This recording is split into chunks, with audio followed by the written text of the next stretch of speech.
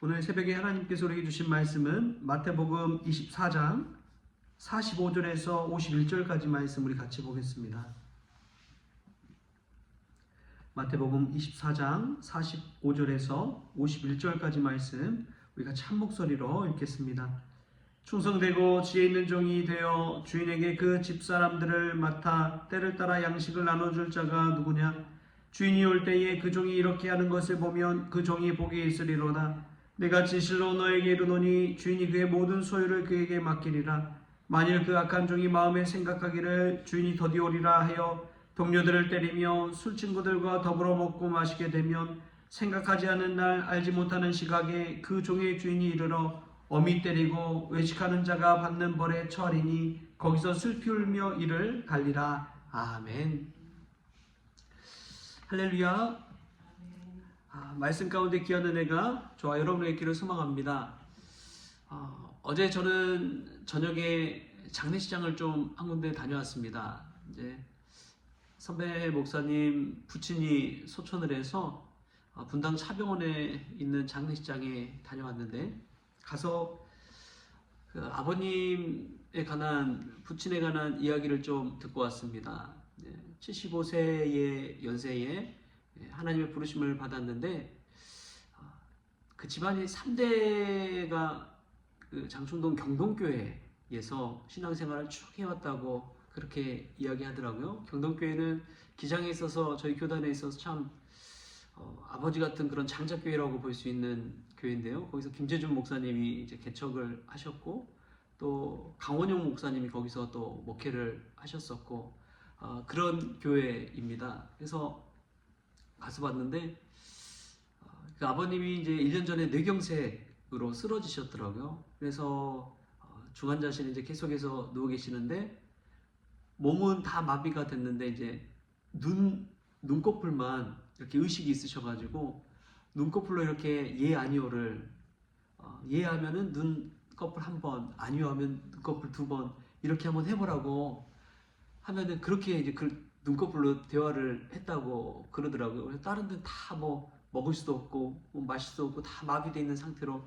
1년을 그냥 그렇게 보냈다고 하는 이야기를 듣는데 야, 아들로서 또 아버지를 위해서 할 도리는 정말 다 했구나. 그 많은 그 시기 동안 날들 동안 얼마나 힘들었을까. 그 삶의 무게를 생각해 보니까 참 대단하다라는 생각이 들더라고요. 아들로서의 책임을 다한다는 거, 또 산자로서의 책임을 다한다는 거, 그게 얼마나 참 힘들고 지난한 일인지. 그 선배 목사님 얼굴을 보니까 깨닫게 되었습니다. 여러분, 우리가 삶을 감당한다는 것은요, 얼마나 대단한 것인지요. 하루하루 버티면서 살아간다는 것이 얼마나 대단한 일인지요. 우리가 말 못할 일이지만 우린 정말 그 대단한 일을 감당하고 있는 분들인 줄 믿습니다. 전혀 알지 못했어요. 내색하지 않으니까요.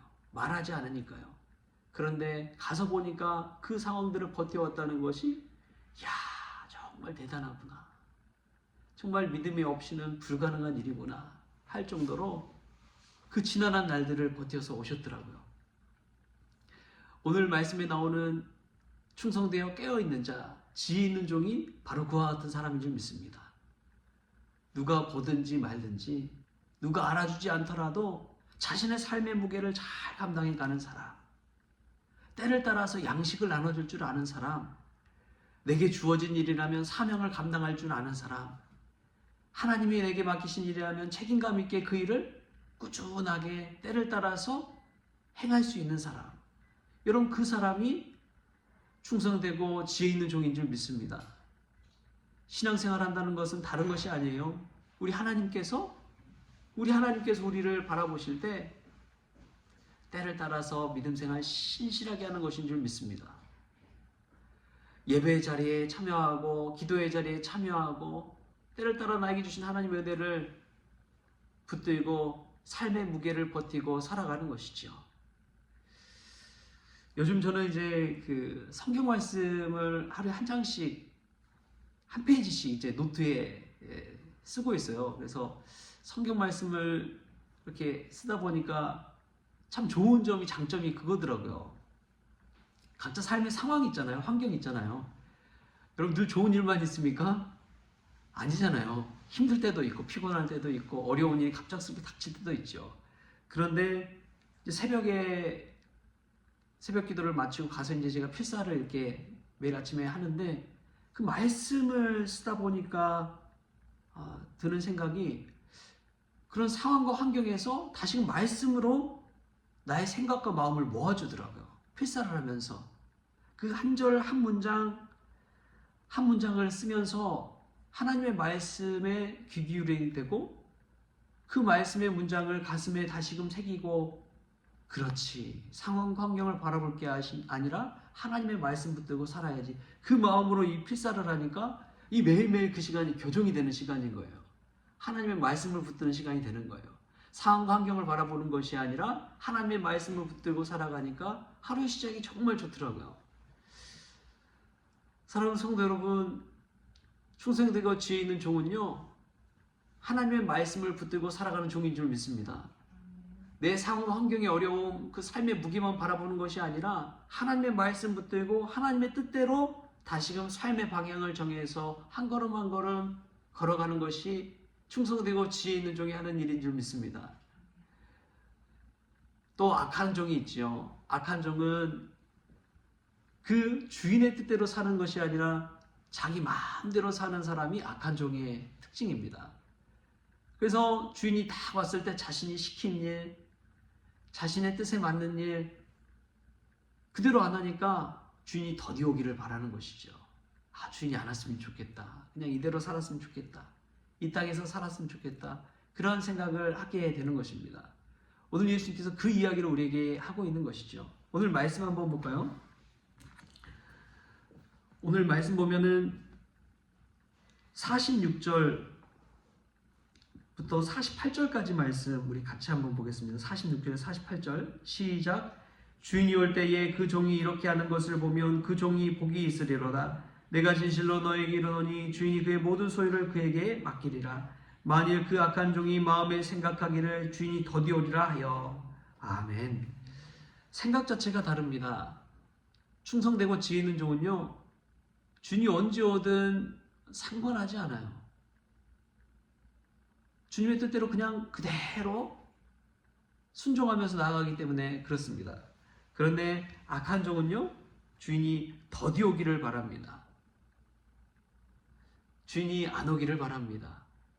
마치 밭을 맡겨놓고, 농부들에게 맡겨놓고 주인이 종을 보냈는데 농부들이 그 종들을 또 죽이는 거예요. 두 번째 보낸 종도 죽이는 거예요. 세 번째 아들을 보내면 아들은 존중하겠지, 아들도 죽이고 자신들의 밭을 차지하려고 하는 그 농부들의 악한 마음, 그 악한 종들처럼 예수님이 이 말씀을 하시는 것이죠. 여러분, 우리가 착각하지 말아야 됩니다. 충성되고 지혜 있는 종과 악한 종의 차이는 우리가 누리고 있는 많은 것들이 누구의 것인지를 잊지 않는 것이죠. 악한 종들은 그것을 잊어버리고 마치 내 것인 양 생각하면서 착각하면서 인생을 허비하며 살아갑니다. 지금 내가 누리고 있는 많은 것들이 내가 열심히 일해서, 내가 힘들게 일해서, 나의 능력으로, 나의 공로로 지금 이 모든 걸 누리고 있다, 이렇게 생각하고 살아갑니다. 그런데 충성되고 지혜 있는 종은 이 모든 것이 하나님의 선물이요, 하나님의 은혜라는 것을 알면서 살아갑니다. 그래서 매일매일 삶 속에서 감사할 수가 있는 것이죠. 그 감사로서 하루를 열어가는 것이고, 그 감사한 마음으로 주인이 내게 맡겨주신 그 밭을 부지런히 일구는 것이죠. 여러분 어떻습니까? 우리의 삶은, 나의 삶은 충성되고 지혜 있는 종으로서 살아가고 있습니까? 더디 오시든지 일찍 오시든지 나의 맡겨진 사명을 잘 감당하고 있습니까? 우리가 주가 주신 그 사명을 잘 감당하고 있을 때 주님이 오시면 우리의 모습을 보고 더 큰 일을 맡기실 줄 믿습니다. 우리를 더 충성되게 여겨서 칭찬하시고 기뻐하실 줄 믿습니다. 칭찬받는 사람은요, 늘 칭찬받더라고요. 늘 준비하는 사람, 그 사람은 준비된 인생을 살기 마련입니다. 그런데 오늘 악한 종처럼 흥청망청 살아가는 인생은, 깨어있지 못하고 살아가는 인생은 주님이 오실 때에 슬피 울며 이를 가는 인생이 되고 마는 것이지요. 사랑하는 성도 여러분, 우리가 깨어서 충성되고 지혜로운 종들 다 될 수 있기를 바랍니다. 주님의 마음을 알고 주님의 뜻대로 오늘도 충성되게 살아가는 저와 여러분 될 수 있길 바랍니다. 그래서 삶의 모든 무게 가운데서도 하나님 내게 베풀어 주신 은혜를 기억하고 감사함으로 하루하루를 살아가는 저와 여러분 될 수 있기를 주신 예수님의 이름으로 축원합니다. 기도하겠습니다. 주신 하나님 감사합니다. 하나님, 매일 순간순간 하루하루를 살아가는 것이 얼마나 힘이 드는지요. 버티고 견디며 살아가지만 다 포기하고 내려놓고 때로는 도망치고 싶은 그 마음 가지고 살아갈 때가 있습니다. 그때마다 하나님의 말씀을 붙들고 다시 일어서게 하여 주시고 우리 주님의 뜻이 무엇인지를 잊지 않게 하여 주시어서 주가 주신 사명 하루하루 감당하며 나아갈 때 착하고 충성된 종으로 칭찬받는 사람들 다 될 수 있도록 주여 도와 주시옵소서. 그리하여 하나님 배울 때에 영광스러운 그날 기쁨으로 주님 맞이할 수 있도록 주님 주장하여 주시옵소서. 오늘도 하나님의 은혜를 알고 감사하는 마음 주시고 깨어 준비된 인생 되어지게 하여 주시어서 이 땅 가운데 삶이 끝이 아니라 우리에게는 영원한 하늘나라의 소망이 있다는 것을 기억하며 살아가게 하여 주옵소서. 오늘 하루를 주심에 감사하며 거룩하신 예수님의 이름으로 기도하옵나이다. 아멘.